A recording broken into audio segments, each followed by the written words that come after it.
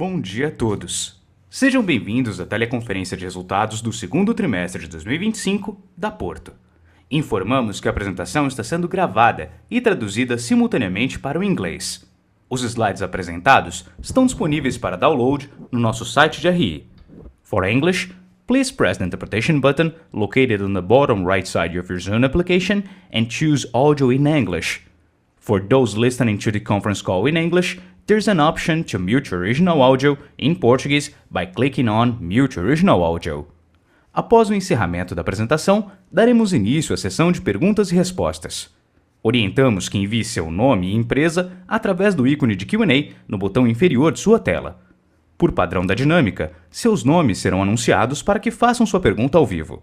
Neste momento, uma solicitação para ativar seu microfone aparecerá na tela. Caso não queira abrir seu microfone ao vivo, favor escrever sem microfone ao final de sua pergunta para que possamos lê-la em voz alta. Eventuais declarações que possam ser feitas durante essa teleconferência, relativas às perspectivas de negócio da Porto, projeções e metas operacionais e financeiras, constituem-se em crenças e premissas da diretoria da companhia, bem como em informações atualmente disponíveis. Considerações futuras não são garantias de desempenho. Elas envolvem riscos, incertezas e premissas, pois se referem a eventos futuros e, portanto, dependem de circunstâncias que podem ou não ocorrer. Investidores devem compreender que condições econômicas gerais, condições da indústria e outros fatores operacionais podem afetar o desempenho futuro da Porto e podem conduzir a resultados que diferem materialmente daqueles expressos em tais considerações futuras. Agora, gostaria de convidar os executivos da Porto para iniciar a apresentação.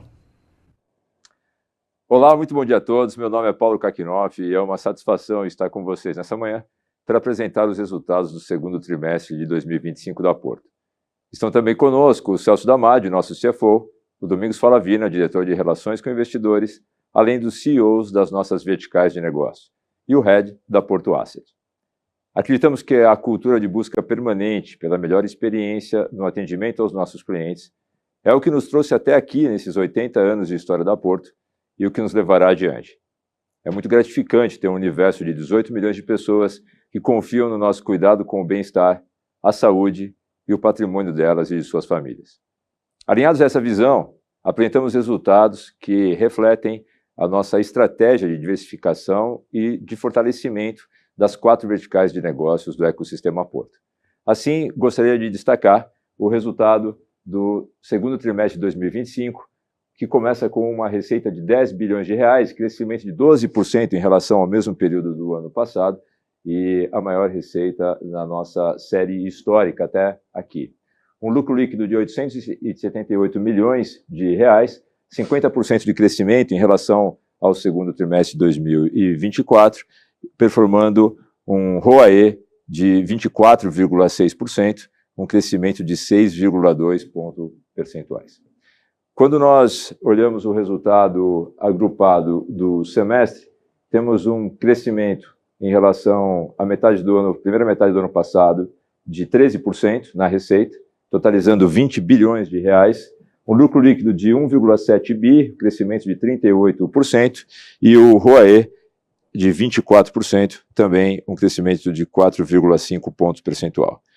Os principais drivers, indutores desses resultados, nos trazem um nível de entusiasmo especial com o futuro, que é o tamanho do nosso ecossistema de clientes. São 18 milhões de clientes ativos em nossa base, aqui tendo como métrica transações vigentes no último mês, totalizando 31 milhões de reais em negócios.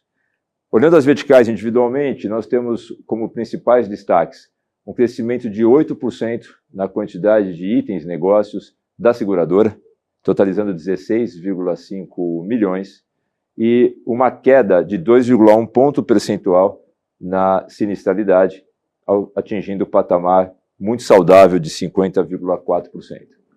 Na Porto Saúde, adicionamos 357 mil beneficiários ao nosso sistema, sendo 145 mil no Seguro Saúde e 202 mil no Odonto. A sinistralidade também traz uma redução expressiva de 2,1 pontos percentuais, totalizando 77,3%. No Porto Bank, crescimento da receita e do lucro líquido na casa de 30%, mais um trimestre de conquistas importantes com expansão em praticamente todas as nossas carteiras e também da rentabilidade. E na Porto Serviço, uma redução de EBITDA diretamente influenciada, o que é um aspecto positivo, pela redução na sinistralidade, o que acaba gerando menor demanda na relação com a seguradora por serviços prestados pela Porto Serviço.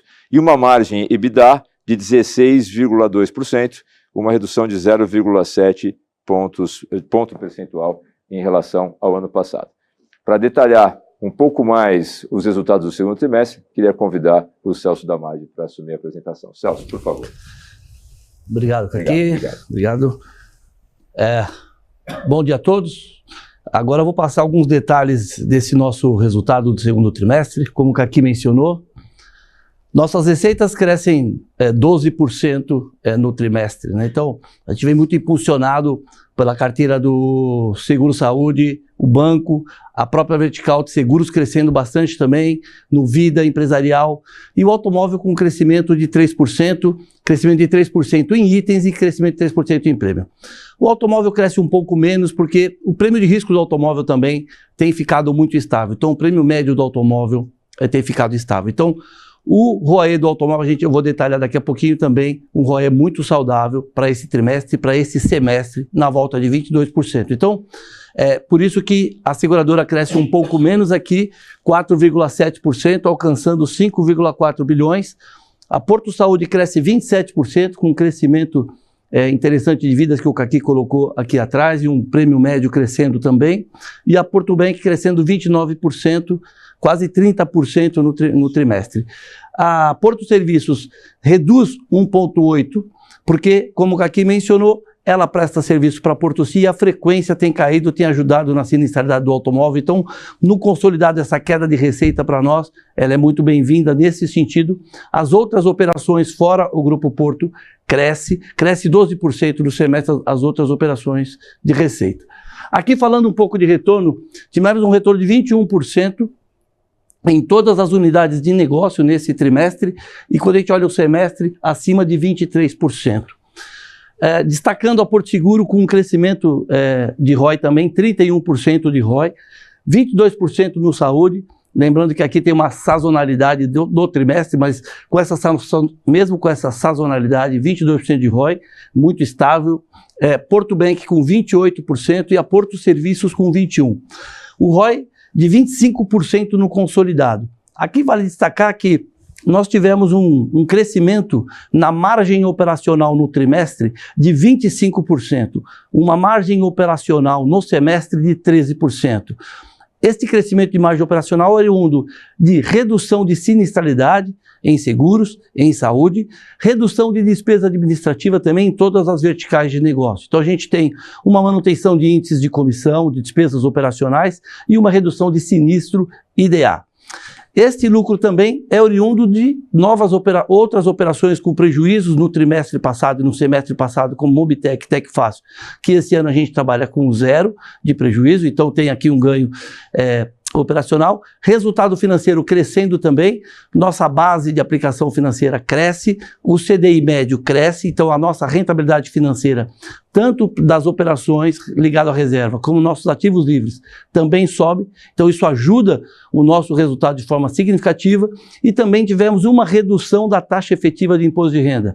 Esta redução de taxa efetiva é oriunda de um maior lucro na holding, onde nós temos uma questão tributária praticamente 0 dessa rentabilidade, desse lucro da holding, e nós temos também um aumento da taxa de longo prazo, a TJLP, contribuindo também para a taxa efetiva, e as operações não lucrativas do ano passado, que nós fizemos provisão para essa operação, para esse prejuízo. Então, esses componentes levaram também a esse ROI de 25%, um dos maiores ROIs para esse período, para esse trimestre. Aqui eu demonstro um pouco a participação de seguros no nosso portfólio, que a gente vem falando de diversificação nos últimos trimestres, nos últimos anos, isso continua acontecendo. Nós temos em seguros, carteiras, o Dom vai detalhar, crescendo como Vida, crescendo 16%, ramos empresariais crescendo bem também, e o automóvel, como mencionei aqui, crescendo 3%, mas com retorno muito bom. E aqui nós vemos no segundo trimestre a participação de outros negócios como saúde e bank crescendo, seguros diminuindo, mas a participação de outros negócios dentro de seguro também tendo uma relevância maior, e o automóvel representando 32% do nosso lucro nesse segundo trimestre, saindo de 36% do ano passado. Então a gente vê uma melhor diversificação também do nosso resultado ao longo desses últimos tempos. Então aqui eu mostro um pouquinho da nossa composição da carteira. A nossa rentabilidade ficou 86% CDI, lembrando que nós temos uma alocação muito estável, então nós não mudamos a nossa alocação, a gente diminuiu um pouco a questão do crédito privado, aumentamos um pouquinho o pré-fixado, e juro real a gente diminuiu um pouquinho também, lembrando que o ano passado a gente fez uma rolagem também de juro real, elevando um pouco a nossa taxa média para os próximos anos. Então a rentabilidade financeira ela cresce porque o CDI médio cresce, o nosso vol está muito comportado, está até menor do que o período passado, então a gente vê aqui um desempenho muito bom e um crescimento da nossa base, né? Agora eu queria chamar o Dom para passar aqui os resultados das verticais. Obrigado, Damadi. Bom dia a todos. Começando aqui um pouco pela vertical Porto Seguro, deixa eu mudar o slide aqui. Nós tivemos um crescimento, conforme o Damadi comentou, de em torno de 3% no automóvel. Aqui vale a pena dizer que foram um crescimento de em torno de 3%, tanto em itens quanto em prêmio. Aqui, como consequência bastante do nosso trabalho de inclusão securitária, então, ou seja, produtos de seguro que têm prêmios menores e coberturas, às vezes, um pouco mais limitadas, e também expansão em outros segmentos, como, por exemplo, de motocicletas. Tivemos um crescimento no patrimonial de 6,5% e no Vida de 16%. No Vida, vale destacar o Vida individual e o prestamista. O prestamista a gente cresceu mais de 30% ano contra ano nesse trimestre. Olhando para a sinistralidade, nós tivemos uma melhora de sinistralidade ano contra ano, ficando nesse trimestre no automóvel em 58,5%. Aqui vale lembrar que no ano passado nós tivemos um evento de chuvas fortes no Rio Grande do Sul, que impactou bastante a sinistralidade no ano. Também foi um trimestre de pouquíssimos eventos de relevância material, tanto no patrimonial como no Vida, principalmente no patrimonial. Então, nossa sinistralidade foi muito saudável também nesse trimestre. Olhando para a rentabilidade, nós fechamos na operação de seguro com um ROI de 31,1%, um ROI que consideramos também muito forte, 434 milhões de lucro, com uma composição cada vez mais diversificada de resultado, conforme o Damadi já também expôs. Quando a gente muda para Porto Saúde, talvez a vertical que vem com alguns marcos aqui, como, por exemplo, 2 bilhões de receita, para nós um marco no trimestre, crescimento de vidas de 145 mil e um lucro acima de 100 milhões de reais para esse trimestre que sazonalmente costuma ser um trimestre mais difícil do que o primeiro trimestre. O que puxou esse resultado? Um crescimento muito forte não só de quantidade de vidas asseguradas, como também de prêmio, então, ao redor de quase 30%. Quando a gente olha a sinistralidade, até vale a pena comentar que, historicamente, se a gente pegar o pré-pandemia, de 2015 a 2019, a média de aumento de sinistralidade entre primeiro e segundo TRI é em torno de 9%. Nesse trimestre, a sazonalidade foi muito similar ao que a gente considera normal, historicamente falando, mas uma sinistralidade acima de tudo, muito positiva quando comparada no contra-ano, caindo 230 basis points, né, pontos bases, para 78,4. Isso, obviamente, acontecendo com ambos, né, tanto o seguro de saúde como o saúde com o odonto. O que isso gerou no resultado foi 105 milhões de lucro para a operação no trimestre, um ROI de 22,4, que melhora em relação ao ROI de 22,2, mesmo sem a contribuição relevante de parcerias estratégicas como a Oncoclínicas que nós tivemos no segundo trimestre de 2024. Então, o resultado, sob certo aspecto, menos dependente de efeitos não recorrentes e com ROI ainda assim crescente. Olhando para o Porto Bank, mais de 5 milhões de negócios, né, o nosso foco pelo NPS, a qualidade do produto segue como das métricas principais aqui para a gente, 76 pontos de NPS e um lucro líquido crescendo mais de 30% ano contra ano. O lucro líquido no trimestre foi de 204 milhões de reais. A gente também vem dando destaque para o nosso índice de eficiência, computado com as despesas dividido pela receita. Esse trimestre tivemos 33,2, uma leve melhora em relação ao segundo trimestre de 2024, e vale lembrar que esse tipo de índice de 33% ele é comparável aos melhores, aos benchmarks entre os bancos digitais. Então, também um índice que a gente vem tendo orgulho de conseguir entregar ao redor de 30%. Por fim, a parte de receita, a gente tem uma composição de receita bem diversificada entre tarifas e receitas de juros, que nós também consideramos muito saudável, até pelo fato das receitas de tarifa, via de regra, terem menos exposição à inadimplência do que as receitas de juros. Olhando para a inadimplência, aqui a gente adicionou excepcionalmente nesse trimestre a inadimplência de curto prazo. Por quê? Quando a gente olha a nossa inadimplência 90 dias mais, ela teve um aumento de 90 basis points, e se a gente comparar com a média do sistema financeiro, também é verdade. Houve um aumento.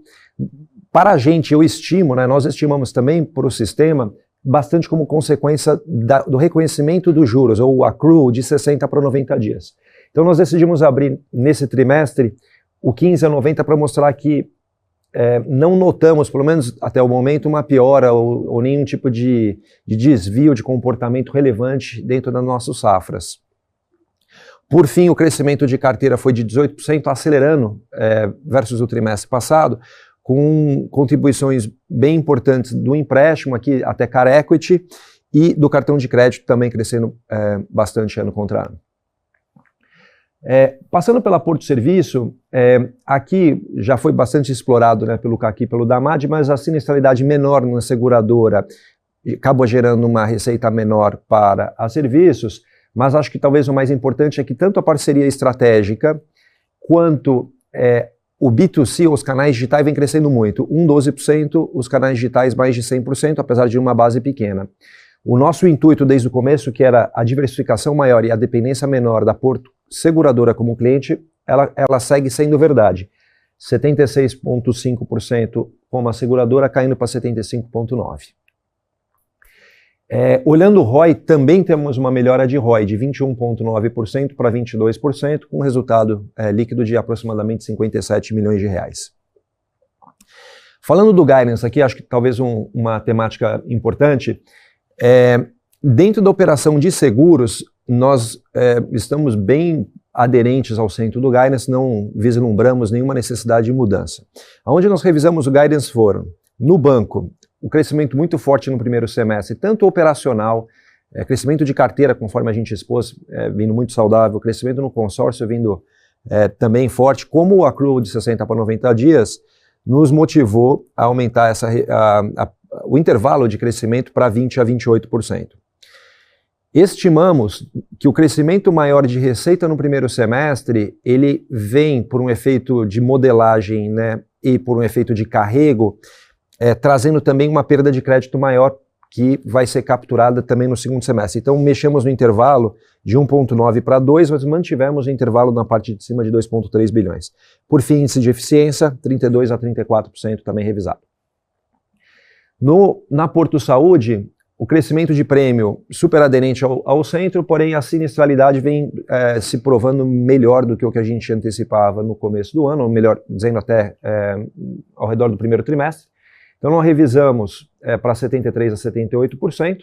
Porto Serviço mantivemos os intervalos todos constantes.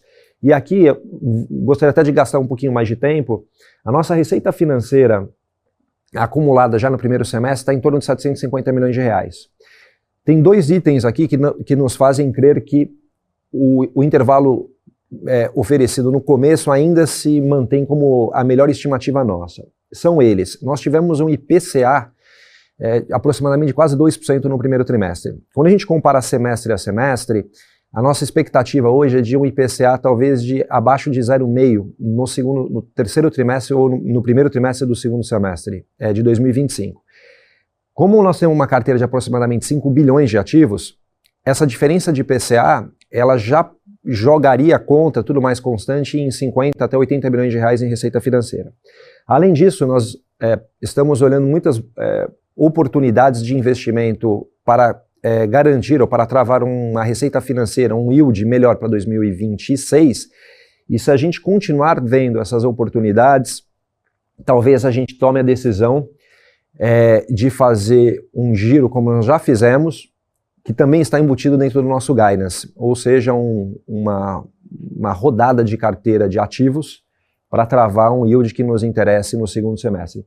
Então estamos mantendo aqui essa receita financeira entre 1,2% e 1,4%, e por fim, a Selic mais alta culminou numa TJLP mais alta, que está nos viabilizando pagar um juro sobre capital próprio também mais alto, o que deve trazer a taxa efetiva de imposto para baixo entre 28% e 32%, versus 30% a 34% anteriormente estimado.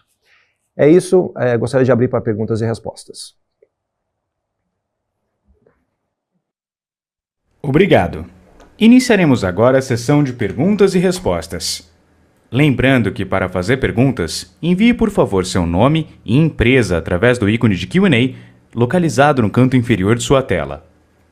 Caso não queira abrir seu microfone, por favor escreva sem microfone ao final de sua pergunta para que possamos verbalizá-las. Por favor, aguarde enquanto coletamos as perguntas. Nossa primeira pergunta vem do senhor Arnon Shirazi, do Citi. Por favor, senhor Shirazi, seu microfone já está liberado. Bom dia, pessoal. Parabéns pelo resultado, muito forte. Acho que a revisão do guidance para esse ano mostra isso bem. E quando a gente olha, seguindo o guidance de vocês, tem um crescimento muito expressivo do lucro desse ano comparado a 2024.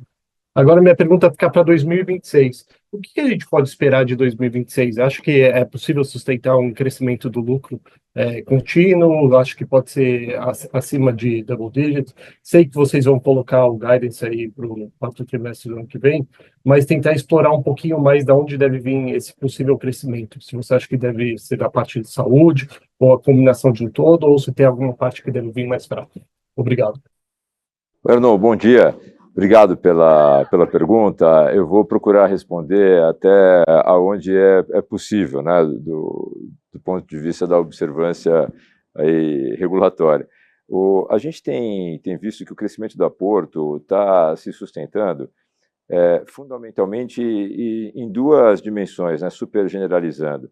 Quando a gente olha os produtos mais maduros, mais tradicionais, de alta penetração já da marca no mercado, há uma disciplina de precificação combinada a muita tecnologia que realmente tem extraído patamares históricos de ROI. Né? E isso é que a gente deve continuar perseguindo, sem abrir mão de um crescimento que será muito provavelmente na casa de um dígito. Isso é o que a gente tem falado reiteradas vezes aqui e é o que os resultados vêm comprovando. A companhia tem na sua base principal de ativos a força da marca, a força do corretor, a base de clientes e, em especial, a qualidade de atendimento, é a sua principal fortaleza.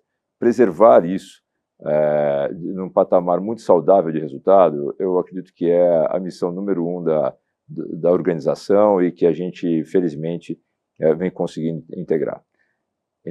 A outra dimensão são os segmentos onde ainda a gente tem uma participação de mercado muito aquém do que acreditamos ser o nosso fair share. Né? E essa não é uma aspiração etérea, né? Ela está fundamentada nesses mesmos ativos que eu mencionei dos negócios maduros. A força do nosso canal de distribuição, os corretores, eu não conheço nada remotamente parecido, né, com uma estrutura com essa capilaridade, presente em cada bairro, em cada vilarejo do Brasil, falando, né, o dialeto local, conhecendo a cultura, conhecendo o cliente já na sua segunda, terceira geração, gozando de um nível de credibilidade extremamente elevado, como a de um consultor de família, e que tem um relacionamento com a Porto que remonta a 80 anos. Né? Um relacionamento de credibilidade, confiança e, felizmente para todos nós, de um alto nível de satisfação do cliente comum, né, nosso cliente comum, que é justamente o segurado, o cliente final. Esse mesmo canal tem tracionado os novos produtos e serviços, por novos eu digo os que têm sido foco maior de atuação da companhia nos últimos 5 anos, numa velocidade e num nível de qualidade que impulsionam muito esse resultado que nós estamos vendo. E esses segmentos ainda têm uma participação relativamente tímida, né, da Porto. Estou falando de serviços financeiros ou produtos como Car Equity, Home Equity, falando do nosso plano de saúde, a área de serviços. A gente, para você ter uma ideia, nesse trimestre nós completamos o treinamento e a qualificação para que nós pudéssemos oferecer pela primeira vez em todo o território nacional o mesmo conjunto de serviços que a gente tem nas grandes capitais. Isso traz um potencial de crescimento na venda para além da parceria com a Porto, tanto nos parceiros do B2B, né, redes varejistas que embedam os serviços nos seus produtos, quanto para o cliente final na B2C, numa dimensão que a gente ainda não experimentou. Então, existem muitos indicadores, muitos motivos, mesmo nos segmentos tradicionais, né? Tem ramos do seguro onde a gente ainda tem uma participação menor em termos relativos à saúde ou à patrimonial. E o bom momento, finalmente, né, de outras linhas, como o consórcio, fiança locatícia, que conjuntamente tem composto o resultado que a empresa está entregando. De uma forma sintética, a gente ainda vê que os fundamentos para preservar o crescimento, tanto da receita quanto do resultado, estão presentes e ficarão por bons períodos, né? Acho que no horizonte de 26 está contemplado nessa análise. Entendido. Mais uma vez, parabéns pelo resultado. Obrigado. Obrigado, Arnon. Nossa próxima pergunta vem de Thiago Binsfeld, do Goldman Sachs. Por favor, senhor Thiago, seu microfone já está liberado. Oi, bom dia, Kaki, todo o time, parabéns pelos resultados. Eu queria fazer 2 perguntas no banking. Acho que o Domingos comentou sobre o aumento do NPL, só se vocês pudessem quantificar quanto que foi o efeito do stop accrual afetando o indicador, confirmar se tem algum efeito de mudança de regra de write-off também afetando esse número. E uma segunda pergunta sobre previdência, só para entender se o tema do IOF foi relevante para vocês ou se acaba sendo pouco relevante considerando o perfil de captações de vocês. Obrigado. Thiago, obrigado pela pergunta. Quando a gente observa, né, toda a nossa dinâmica de provisionamentos e também do nosso sistema todo aqui de receitas, né, e dando um determinado aqui valor ao stop accrual, que foi a grande mudança que nós fizemos no primeiro trimestre, seguido inclusive por alguns outros players, a gente observa, por exemplo, que o nosso over 90 ele ficaria na casa de 6,3. Então, desconsiderando o efeito accrual. E o NIM, que talvez seja a melhor medida para a gente observar, que dentro do Porto Bank, antes nós já rodávamos, antes que eu digo aqui, nos períodos antes da pandemia, e depois ali a gente também teve uma ida ao mar aberto com o produto de cartão de crédito, então nós passamos aqui 2022 e 2023 ajustando isso, nós rodávamos no NIM por volta de 4 pontos percentuais ajustado a risco. Neste trimestre, se nós fôssemos fazer a mesma medida, desconsiderando o stop accrual, nós estaríamos aí por volta desses mesmos 4%.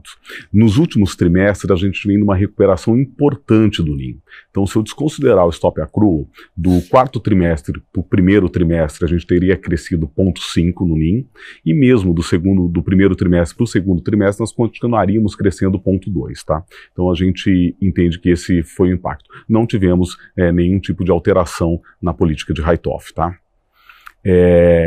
Com relação à segunda pergunta, sobre o impacto que nós tivemos do IOF na Previdência, não tivemos impactos significativos, ajustamos nossos processos aqui e sem nenhum tipo de impacto aqui para o Porto Bank, tá? Tá ótimo, obrigado. Nossa próxima pergunta vem de Guilherme Grespan, do JP Morgan. Por favor, senhor Grespan, seu microfone já está liberado. Bom dia, Kakinoff, Celso Dom. Obrigado pela apresentação e parabéns pelos resultados. Minha pergunta, na verdade, é um follow-up agora na pergunta do Binsfeld. Só que eu queria focar em Lean. O Loução já falou um pouco, mas está me chamando muita atenção a força do NII do banco do primeiro TRI. Teve um salto que eu achei que uma boa parte do salto poderia ser relacionado às mudanças regulatórias, mas nesse TRI vocês adicionaram quase 100 milhões de NII de novo, sequencialmente. A NIM, como vocês têm falado, subiu 50 bips no primeiro TRI, 20 bips nesse TRI ajustado ao risco e ajustado ao write-off. Então, minha pergunta é só se vocês puderem dar um pouco mais de detalhe dentro da NIM, se aqui está sendo feito algum esforço de reprecificação, se é uma questão de mix de produto, e se for mix de produto, se puder dar um pouco mais de detalhe, quais produtos estão levando essa rentabilidade para cima. Obrigado. Obrigado, Henrique. Desculpa, Crespan. Nós vemos um trabalho de mix de produto e até de construção de produtos focado em rentabilidade nos últimos 2 anos. Então, o primeiro trabalho foi a determinação que o nosso foco de produtos de crédito seriam para os clientes conhecidos, dentro do que a gente chama do nosso ecossistema. E assim nós temos feito. 95% do que a gente concede hoje é dentro do ecossistema.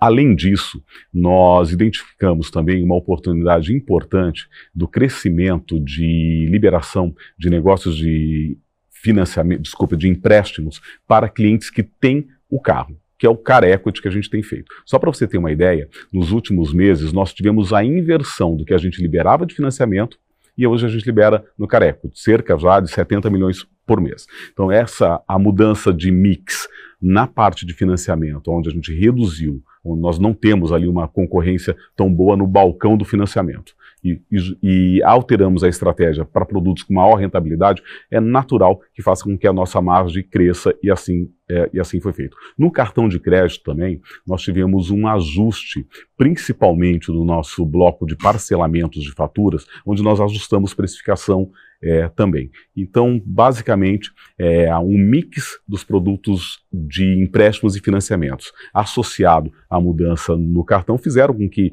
a gente, desde lá do primeiro trimestre de 2023, a gente vai crescendo trimestre a trimestre o nosso NIM. Então, foi essa a grande justificativa aí dessa recorrência de crescimento no NIM.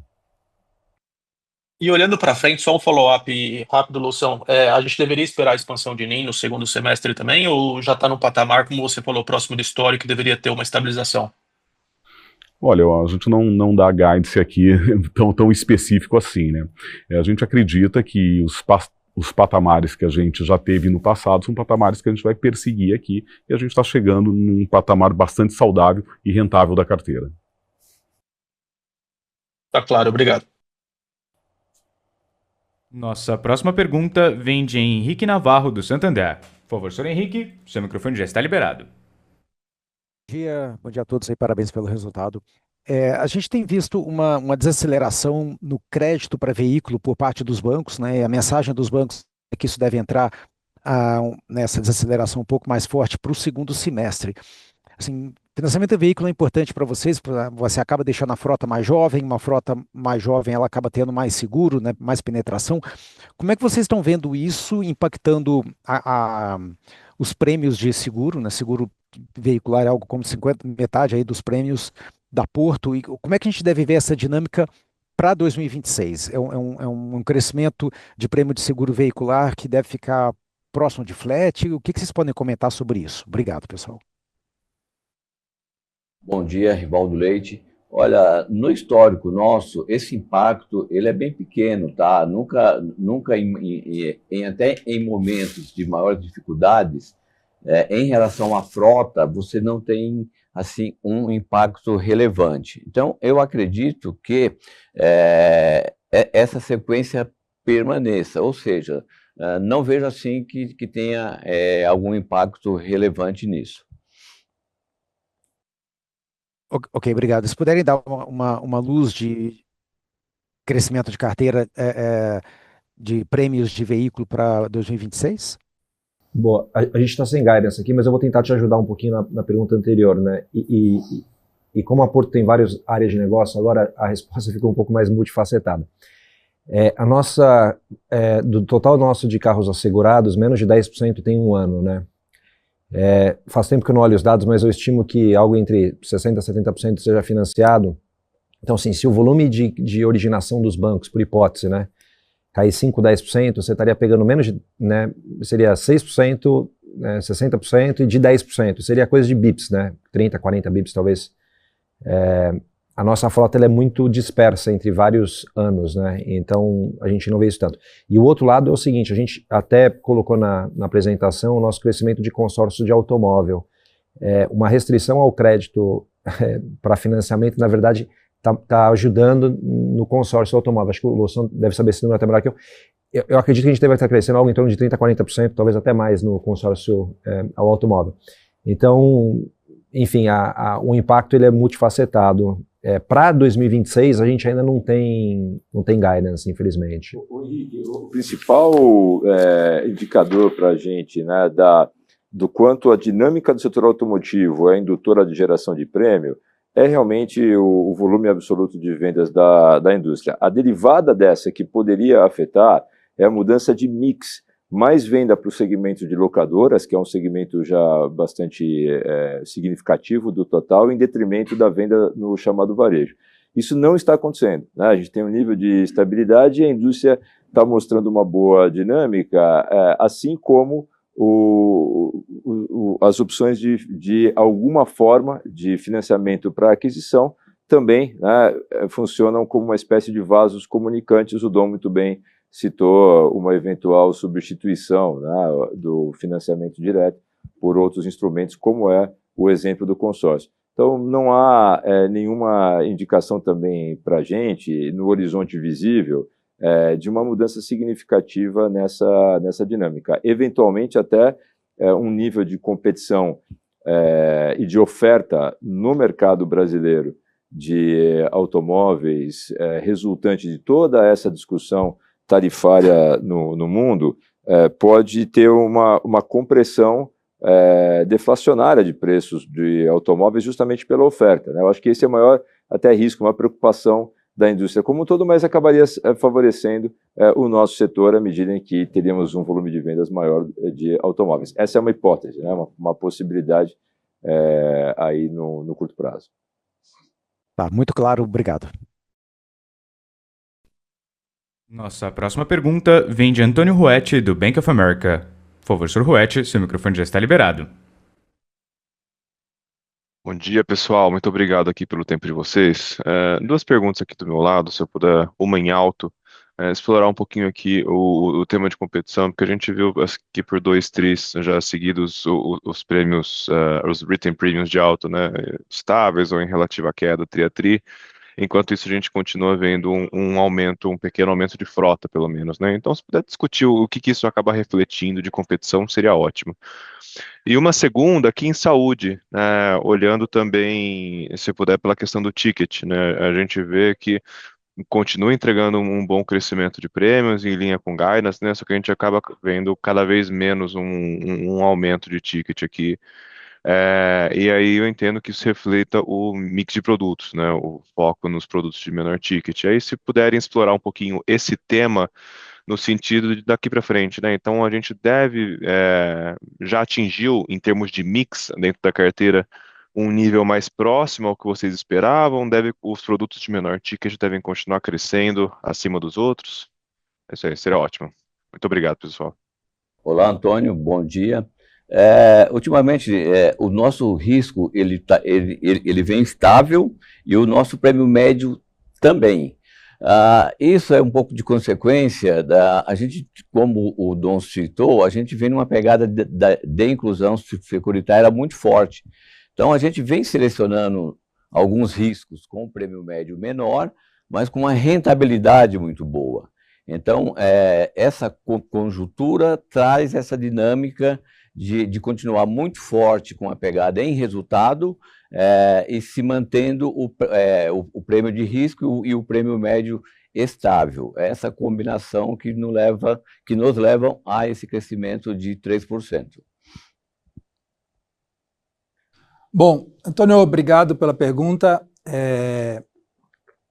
Acho que sua observação está perfeita, tá? Acho que a moderação do crescimento de ticket vem, de fato, por um mix de produtos, tá? Acho que vale a pena lembrar que há cerca de 2 anos atrás a gente começou a lançar novas linhas e hoje a gente tem 4 linhas na prateleira em São Paulo e 3 no resto do Brasil. A gente tem a nossa linha tradicional, que continua vendendo, né? A gente tem a linha Porto Saúde, que é uma linha muito parecida com a linha tradicional, uma linha de abrangência Brasil, né? Mas com a rede otimizada, enfim, com uma série de otimizações, time médio da Porto mais intenso dentro, né? A gente tem a linha Pro, que é um produto regional, sem reembolso, com a rede bem pequena, fechada e um ecossistema bastante controlado, vamos dizer, de navegação dentro do time médico e dos hospitais parceiros. E a gente tem a linha Porto Bairros, que é uma linha nova, lançada há cerca de 1 ano aqui, e que vem rampando aqui de uma forma bastante positiva. Se você pensar em termos de preço, né, se a linha tradicional for uma base 100, eu vou falar aproximadamente, porque depende do produto, depende de uma série de fatores, mas aproximadamente, se a linha tradicional é uma base 100, a linha Porto Saúde seria 80, o Pro 70 e o Bairros 55, tá? Então, só para botar uma dimensão aqui, né, de preço, do ponto de vista de sinistro-alvo, são todas idênticas. Então, não existe uma precificação, dado prêmio de risco esperado, diferente, apesar dos preços diferentes. Existe uma capacidade de fazer inclusão securitária, uma capacidade de atender nossos clientes de uma forma mais ampla, lembrando que essas linhas, inclusive, podem se misturar, em sua grande maioria, dentro de uma mesma pólice, tá? A gente vem vendo que as linhas novas têm, de fato, performado melhor do que o esperado do ponto de vista de sinistralidade, o que se mostra aqui nos nossos números, inclusive revisão de guidance, né? Muito levado à crescente participação dessas linhas novas, junto com o time médico da Porto, junto com as parcerias dos hospitais preferenciais, enfim. Então isso vem performando melhor do que esperado em termos de última linha e, como esperado também, uma diminuição de ticket médio que é, na verdade, muito saudável aqui. Ótimo, obrigado. Obrigado, Sam. Obrigado, Rivaldo. A questão do automóvel, o automóvel é um produto mais complexo um pouco do que a gente imagina, né? Porque o aumento do ticket médio, dependendo do mix, né? Essa manutenção do ticket médio, dependendo do mix, é muito saudável, né? Nós estamos numa indústria onde o roubo e furto, por exemplo, nós estamos na nossa mínima histórica de frequência de roubo e furto, e a tabela FIPE com uma pequena desvalorização num período e agora começa a estabilizar. Isso quer dizer que o prêmio de risco do produto, ele fica estável, um pouco diferente do que a gente vê no saúde, que tem um VCMH, uma inflação médica, que joga o prêmio médio para cima, de forma natural. No automóvel, o que a gente está fazendo aqui é mantendo essa rentabilidade, mesmo com esse mix que a gente está falando, que é um pouco o ticket médio mais baixo, mas uma rentabilidade de 24%, 22% de ROI, com uma redução, mesmo o prêmio crescendo 3%, a gente tem uma redução de DA nominal no automóvel, isso a gente gera um ganho de produtividade na carteira, que também gera uma competitividade maior no futuro para a gente ficar mais competitivo, principalmente em categorias de menor valor, né? Então a gente fica competitivo para continuar crescendo frota como a gente está crescendo. Então a manutenção do ticket médio per si, ela não é um problema, porque o prêmio de risco também se mantém ou até cai em alguns casos, e a nossa rentabilidade, com o ganho de despesa administrativa, a nossa rentabilidade sobe. Então o nosso maior desafio no automóvel é criar produtos para a gente ter essa inclusão securitária, que é o que a gente está fazendo, e lançando novos produtos para a gente capturar clientes com ticket médio até menor, mas com uma rentabilidade também satisfatória. Então, eu acho que essa é a dinâmica um pouco do automóvel, lembrando que ele representa hoje 32% do nosso resultado, e a gente tem foco em crescer e quer continuar crescendo no automóvel. Mas o mercado e o prêmio de risco realmente tem ficado bastante estável nesses últimos 2 anos. Tá super claro. Muito obrigado aí pela explicação. Nossa próxima pergunta vem de Eduardo Nishio, da Genial Investimentos. Por favor, senhor Nishio, seu microfone já está liberado. Olá, bom dia a todos. Obrigado pela oportunidade, parabéns pelos resultados. Eu tenho duas perguntas, na verdade. A primeira é em relação à migração completa da Azul Seguros, dos sistemas, unificação dos sistemas e CNPJ único.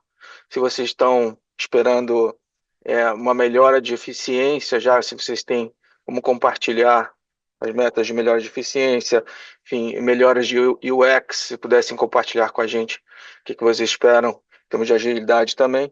Acho que é interessante para o segundo semestre desse ano, dado que vocês vão fazer a unificação ou estão terminando agora em agosto.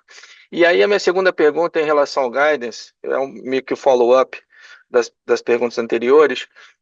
Fazendo a simulação aqui rápida, a gente chega a um crescimento interessante em relação ao guidance passado, de algo em torno de 2 dígitos, né?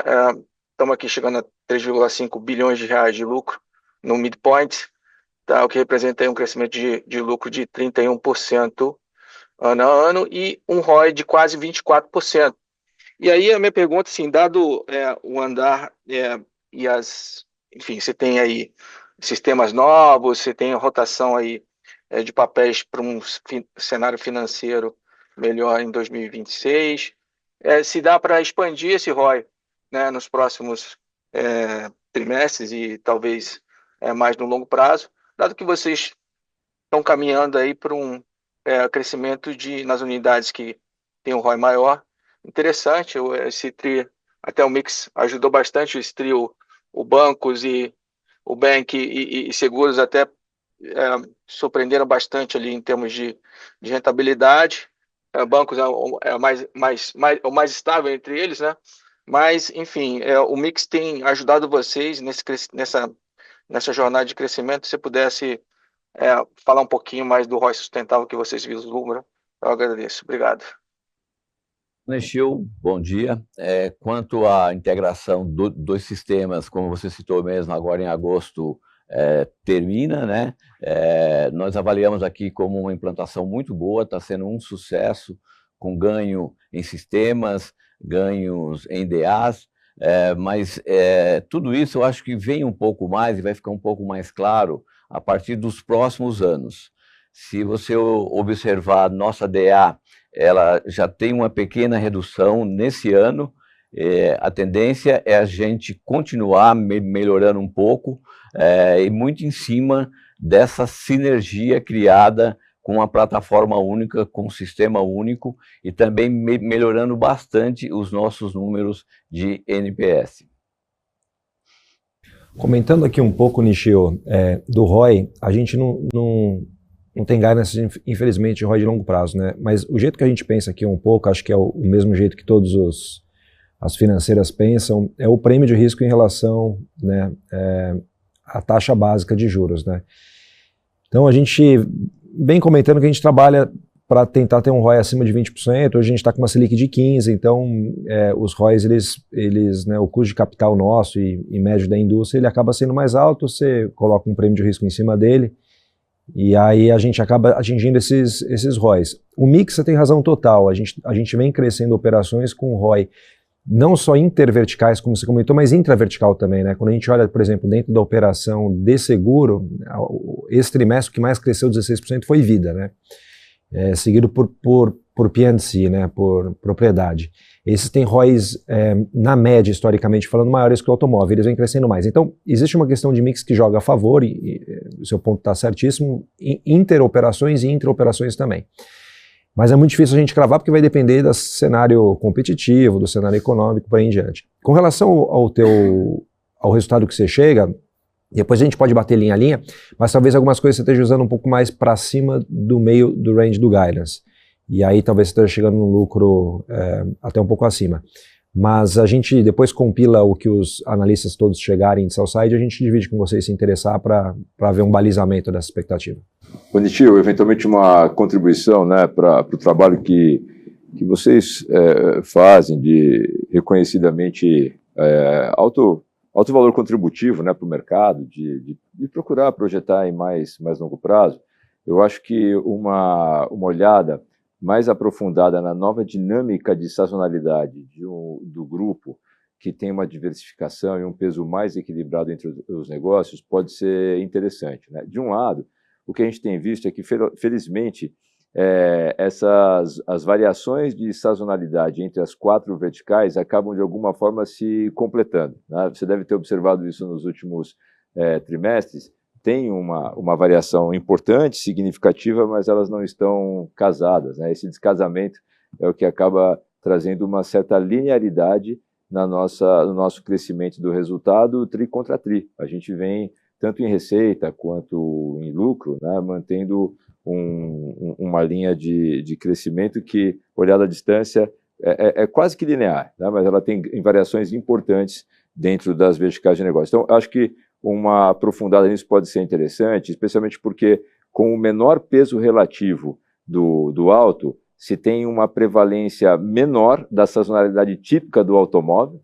Por exemplo, o segundo semestre do automóvel, normalmente ele é significativamente maior do que o primeiro, em comparação com as outras sazonalidades típicas das demais verticais de negócio. Então, que é uma sugestão, né, para você e para todos, talvez de procurar olhar a série histórica mais recente, entendendo essas sazonalidades, porque fica mais fácil, eu acho, que para atribuir pesos adequados às modelagens que vocês estão fazendo. E um outro ponto, evidente, né, que a gente trabalha aqui para maximizar, né, o spread entre a Selic e o que é o nosso retorno sobre o capital empregado, e isso se dá por precificação, como a gente falou, mas tem um outro efeito indutor importante, que é o ganho de escala que a gente está tendo, né? E essa diversificação de negócios se vale de um conjunto de serviços corporativos que, evidentemente, cresce numa velocidade muito inferior ao que é a expansão da receita e da lucratividade, né? Essas áreas compartilham muitos serviços que são providos pela holding, e isso traz, dentre outros efeitos, uma tendência importante de redução da DA, né, como a gente está vendo, e acredita existir um espaço também material para novas reduções à medida que a gente vai ganhando escala e eficiência, né, nesses serviços que eu diria compartilhados entre as verticais. Acho que são 2 pontos a serem observados que podem ajudar nas modelagens futuras. Perfeito, muito obrigado. Nossa próxima pergunta vem de Caio Prato, do UBS. Por favor, Sr. Caio, seu microfone já está liberado. Bom dia, Kaki, Celso, Dom. Tudo bem? Obrigado pela oportunidade. Acho que a maioria das perguntas foram feitas. Se eu puder fazer 2 um pouquinho mais no detalhe aqui, por gentileza. A primeira, em relação à saúde, que a dinâmica foi muito boa novamente, né? Inclusive vocês ajustaram o guidance de sinistralidade, mas eu notei também um pequeno aumento do custo de aquisição. Foi um pouco acima do que a gente vinha vendo depois que vocês alteraram aquela política de diferimento, algo em torno de 60 bips nesse trimestre agora. Então, só queria entender se teve algum efeito diferente nesse trimestre especificamente, ou se esse seria o novo patamar aqui, que a gente pode usar como ponto base daqui para frente. Essa é a primeira. E a segunda, no segmento de seguros, a linha de P&C também chama atenção a sinistralidade, né? Acho que ela apresentou uma boa melhora no trimestre, a gente teve os eventos do ano passado, mas eu queria entender se esse patamar aqui, em torno dos 26%, mais ou menos, que vocês reportaram, também pode ser um pouco mais recorrente daqui para frente. Seriam essas 2. Obrigado. Boa tarde, tudo bem, Caio? Do ponto de vista de índice de comercialização, a gente tem uma flutuação aqui dentro de uma margem esperada, né? Se a gente olhar trimestre a trimestre, houve uma queda importante, né? Tanto pela questão do diferimento, quanto com ganho de escala, isso vai amortizando, né? No longíssimo prazo, à medida que você tem uma base mais estável e a aquisição passa a ser algo menos relevante sobre a manutenção, né? Isso naturalmente, com ganho de escala, isso vai aos poucos se diluindo, né? No trimestre a trimestre a gente pode ter pequenas flutuações, muito baseado no mix, alguma aquisição, mas basicamente nossas políticas comerciais ou de diferimento não tiveram mutação aqui nos últimos 2 trimestres, tá?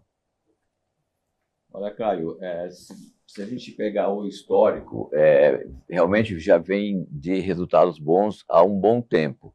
Esse TRI realmente surpreendeu, não dá para afirmar que isso tem uma sequência, tá? Por quê? Porque 2, 3 casos de valores muito altos, afeta esse resultado. Muito embora a maioria tenha a cobertura do resseguro, mas não dá para garantir que o futuro a gente consiga esse patamar de 26% não. Tá legal. Obrigado. Nossa próxima pergunta vem de Marcelo Mishari, do Bradesco BBI. Por favor, senhor Marcelo, seu microfone já está liberado. Oi, pessoal, tudo bem? Realmente é a mesma pergunta que o Caio fez, só de um outro jeito. A sinistralidade tanto do Vida quanto do Property veio mais baixa, né? Se a gente olha um pouco a composição da base de produtos, né? Então dá a impressão que reduziu-se o número de itens também, né? Do Properties, né? Mas perguntar assim, se teve alguma mudança do business do Properties, né? De repente de ir para ativos maiores, né? Com tickets maiores e que por isso também puxou essa sinistralidade a um número mais baixo, né? Já ouvi aqui a resposta do Rivaldo de que não é para usar esse nível de sinistralidade para frente, mas realmente chama a atenção, né? E aí um outro ponto é no Vida, né? Que também veio com uma sinistralidade bem mais baixa do que o histórico, né? Então também perguntar aqui se tem algum ajuste de produto que justifique uma sinistralidade mais baixa para frente. A gente deveria trabalhar com uma sinistralidade mais perto do que foi nesse trimestre, tá? E só para assim, para terminar do meu lado aqui, além dessas perguntas, na questão da eficiência, chama realmente a atenção se a gente olhar as despesas administrativas, né, da vertical Porto administrativas, mais as outras despesas, a gente já vê um ganho de eficiência relevante no trimestre, né? Queria pensar assim, se a expectativa é que a gente continue vendo ao longo dos próximos trimestres esse ganho, né, dessa eficiência, no sentido de que a integração acabou agora, então dá a impressão que ainda tem muita coisa para ter de ganho aqui para frente, né? Então, assim, se a gente olhar, por exemplo, esse ano, né, o nível aqui dessa despesa, ela está em 11,5% dos prêmios ganhos, né? No ano passado está mais perto de 12,5%, então já tem um ponto aqui de ganho de eficiência disso. Então, se pensar se para frente faz sentido ter pelo menos um ponto por ano de ganho de eficiência ou ainda não dá para passar essa visão. Marcelo, novamente a gente esbarra na impossibilidade de ser preciso, né, em guidance, mas uma parte desse ganho vem do que eu falei anteriormente, né, o efeito de ganho de escala, a outra é realmente de racionalização das nossas, que a gente chama das nossas fábricas aqui internamente, né, e uma boa parte já foi capturado, não a totalidade, porque à medida que a gente unificou as fábricas, nós passamos a emitir a policy, né, uma policy unificada, por assim dizer, independentemente das marcas. Só que eu ainda tenho apólices vigentes que foram emitidas em períodos anteriores. Nós temos aí aproximadamente mais 10 meses, até que toda a base de apólices vigentes já terá sido emitida, né, pela mesma fábrica. Isso traz simplificações importantes, inclusive no back-office, né? Nós não temos mais segmentações de times, nós temos exatamente as mesmíssimas condições, processo de atendimento. Repare que a gente tem ganho de eficiência na seguradora, também na redução de um indicador muito, literalmente falando, muito caro para nós, que é o do chamado contact rate, né? A quantidade de clientes que entram em contato conosco em relação à quantidade total de clientes da nossa base, para qualquer coisa que não seja adquirir produtos. Todo o resto, todos os demais contatos que são necessários podem ser para esclarecer uma dúvida, para fazer uma solicitação de algo que ele não conseguiu através de meios digitais. A gente tem trabalhado bastante para baixar esse percentual na organização inteira, inclusive um dos itens da remuneração variável para os próximos períodos de toda a organização está nesse indicador, combinado com a preservação do NPS no patamar de excelência que a Porto tradicionalmente opera, né? Então, essa busca, né, por eficiência, se valendo de tecnologia, especialmente das mais recentes, tem sido um foco importante aqui da organização e que refletem nesses ganhos. Acho que Celso e Rivaldo querem complementar.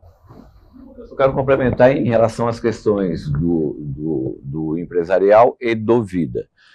No Vida, nós tivemos algumas integrações de sistema, aliás, a área como um todo, a gente tem alguns projetos bem bacanas de reestruturação de todo o sistema, isso tem tido ganhos operacionais em várias linhas, por isso explica um pouco da sinistralidade, mas tem um ponto muito importante também, que o prestamista vem crescendo bastante, e a carteira de prestamista é um resultado muito bom.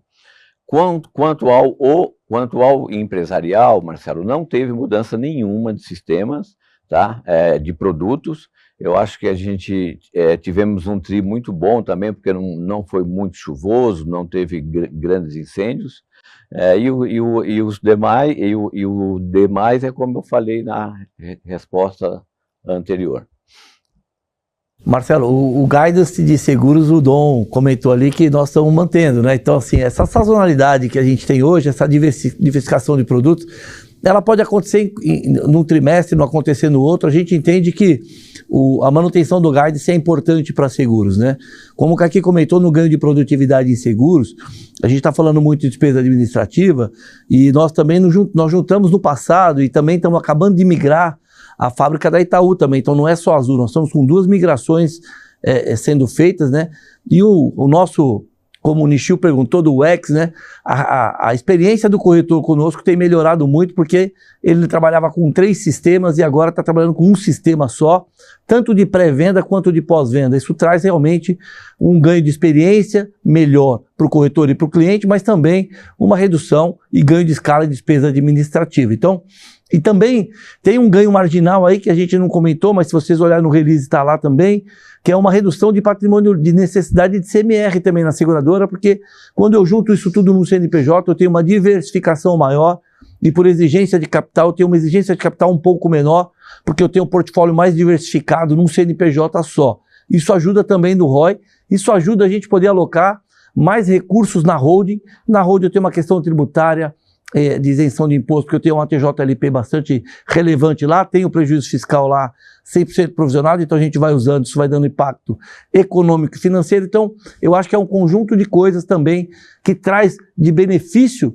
essa junção das 3 marcas Itaú, Azul, dentro da Porto Seguro. Isso a gente está colhendo os frutos agora, devemos continuar com esse ganho de despesa administrativa, como o Kaki comentou, em 2025, 2026 ainda estamos fazendo orçamento, mas a gente não dá guidance, mas a tendência é que essa diversificação e esse crescimento nas outras verticais também tem uma diluição de custo fixo, vem acontecendo, a gente mostra esses resultados desde 2020, isso vem acontecendo, uma redução de despesa administrativa.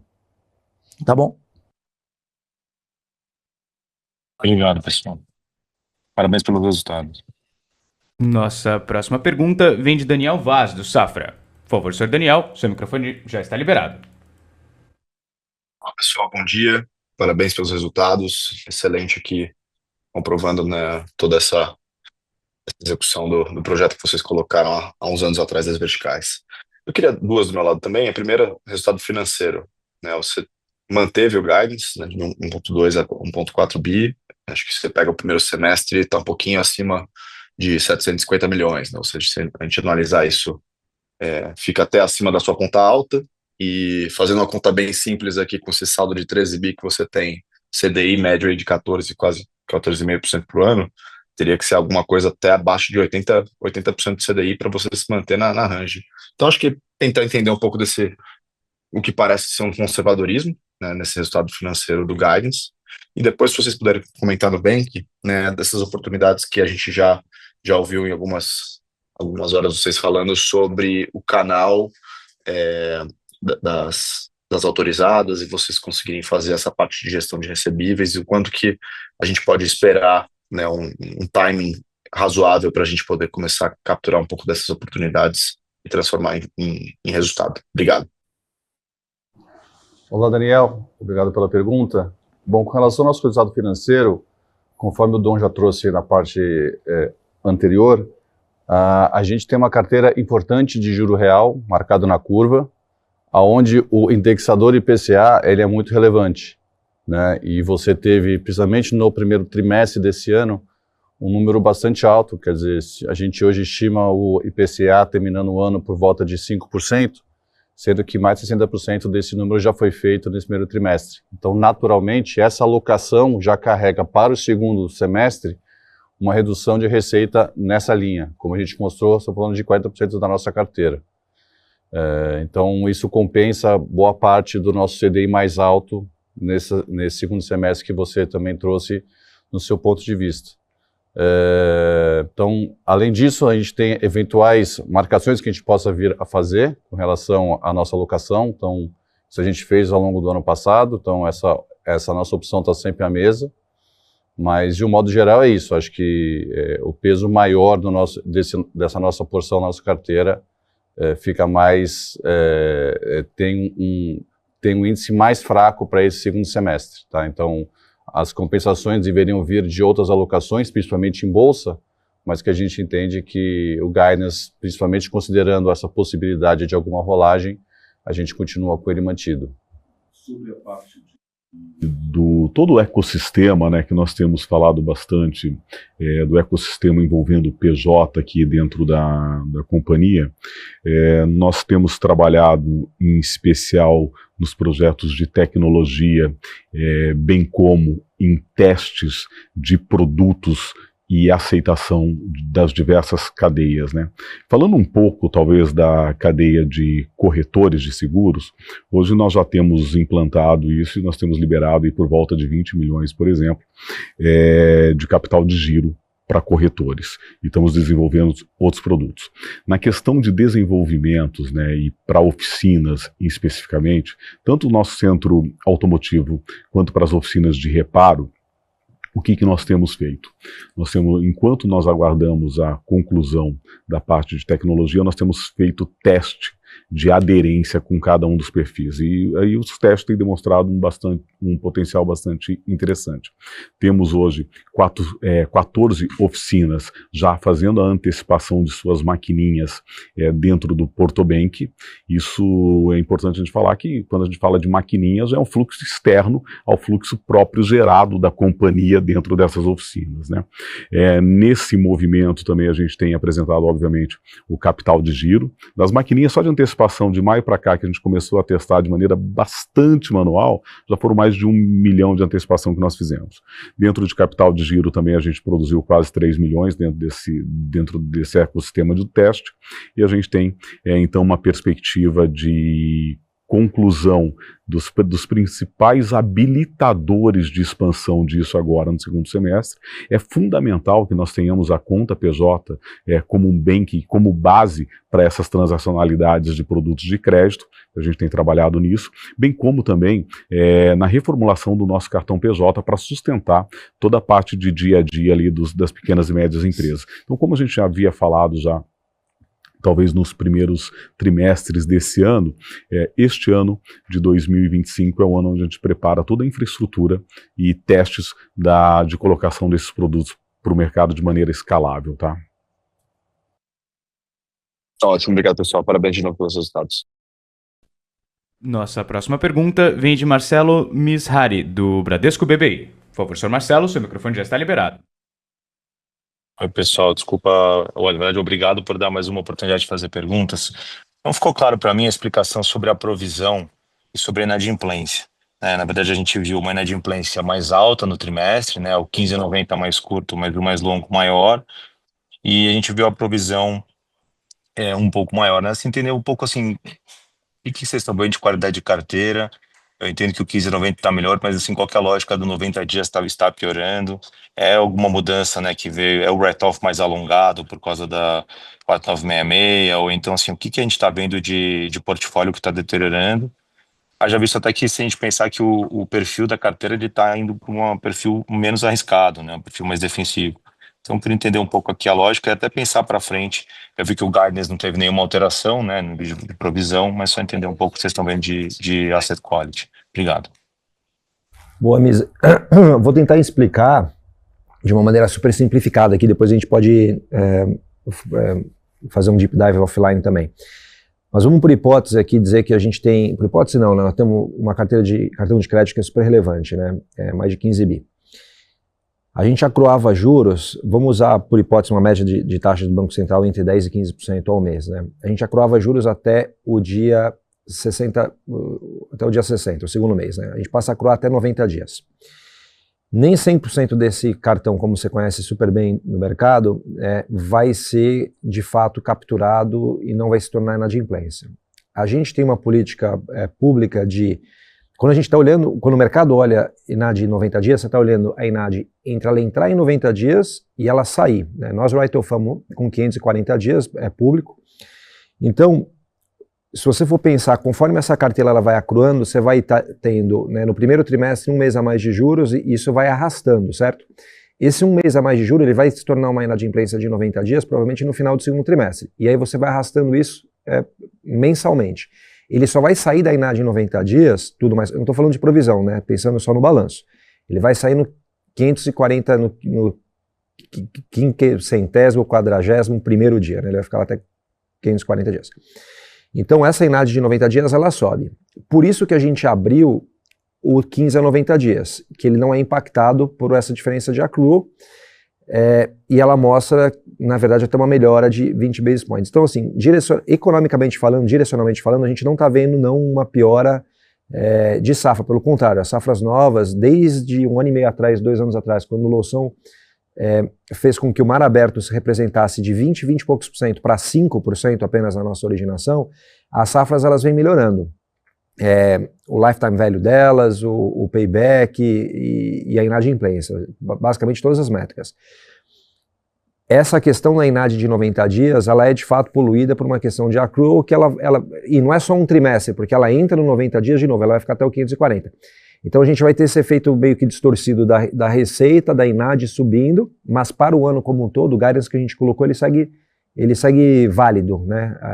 A gente tem o efeito inicial de receita, INAD, e as PDDs vêm na sequência conforme ela vai percorrendo a nossa grade de provisão, que o nosso modelo matemático e de crédito, basicamente, fazendo o backtest, se prova correto. É assim que funciona, não sei se fez muito sentido.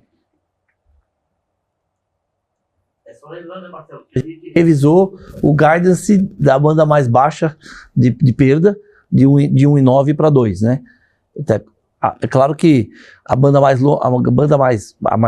alta a gente não mudou, porque a gente espera um comportamento muito parecido com o que a gente olhou lá atrás quando a gente fez o guidance, mas a banda menor de 1,9 a gente aumentou para 2. Então, tem aí esse comportamento que o Dom falou, que pode ser que afete um pouquinho, mas eu acho que não de forma material, essa perda que a gente está considerando no guidance inicial. A gente só aumentou um pouquinho a banda mais baixa da perda. Tá legal. Obrigado. A gente fala depois para entender mais um detalhe. Assim. Obrigado. Né? Esse tá legal, não foi muito empolgado. Acho que a gente vai precisar de mais uma... Marcelo, a gente faz um detalhamento, aprofundamento, né? Sem dúvida, é muito importante que se tenha uma plena compreensão desse item, tá? Obrigado. Pessoal, eu entendo que a gente não tem mais perguntas, certo? Tem mais alguma? Não tendo, eu queria agradecer a todos, especialmente pelos muitos comentários gentis, né, de todos vocês em relação aos resultados. Obrigado mesmo. Em nome do Dom, do Celso, de todo o time da Porto, CEOs que estão aqui, agradeço pelo interesse e pelo tempo de todos vocês. Por favor, não deixem de endereçar as sugestões, as críticas e especialmente as dúvidas, né, que merecem um nível de aprofundamento maior. O nosso time de relação com os investidores está totalmente à disposição para plena compreensão, né, de todos os dados que a gente tem publicado, tá bom? Muito obrigado a todos novamente e tenham um ótimo dia. A videoconferência da Porto está encerrada. Agradecemos a participação de todos e tenham um excelente dia.